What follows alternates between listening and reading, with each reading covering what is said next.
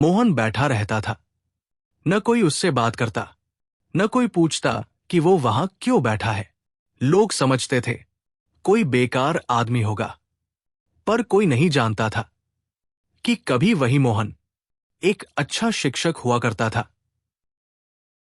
सालों पहले एक सड़क हादसे में मोहन ने अपना बेटा खो दिया।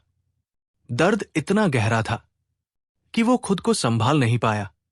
नौकरी छूट गई, घर बिक गया और धीरे धीरे जिंदगी भी। वो हर दिन खुद से पूछता, अगर मैं थोड़ा जल्दी निकल जाता तो क्या आज सब ठीक होता।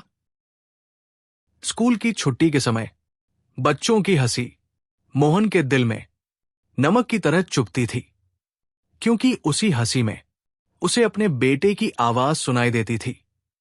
वो बेंच से उठकर चला जाता, क्योंकि कुछ दर्द देखे नहीं जाते।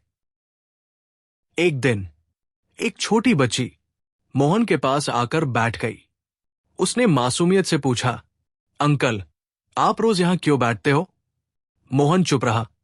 बच्ची बोली, मेरे टीचर कहते हैं जो अकेले बैठते हैं वो बहुत कुछ खो चुके होते हैं।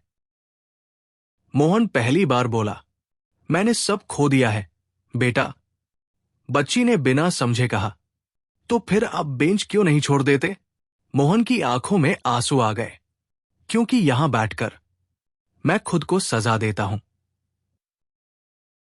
अगले दिन वही बच्ची एक कॉपी लेकर आई। अंकल, आप मुझे पढ़ा दोगे? मेरे टीचर आज नहीं आए। मोहन के हाथ कांप गए। कई सालों बाद उसने फिर से किसी किताब को छुआ। एक बच्चा, फिर दूसरा, फिर 5। हर शाम बेंच पर एक छोटी सी क्लास लगने लगी। मोहन पढ़ाता और पहली बार दर्द के बीच उद्देश्य महसूस करता। अब लोग रुकने लगे। जो बेंच कभी दुख की जगह थी, अब सीखने की जगह बन गई। मोहन की आंखों में अब खालीपन नहीं था, अब वहां जिम्मेदारी थी।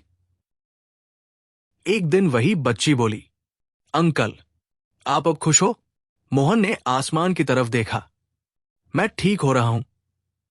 मोहन समझ चुका था, दर्द कभी पूरी तरह नहीं जाता, लेकिन जब दर्द किसी और के काम आता है तो वो बोझ नहीं रहता, वो उद्देश्य बन जाता है। मोहन आज भी उसी बेंच पर बैठता है, पर अब वो सजा नहीं है, वो सेवा है। अगर आप भी किसी नुकसान से टूट गए हैं तो याद रखिए, आपकी टूटन किसी और की उम्मीद बन सकती है। रुकिए मत, क्योंकि जिंदगी खत्म नहीं होती, वो बस एक नया मतलब ढूंढ रही होती है।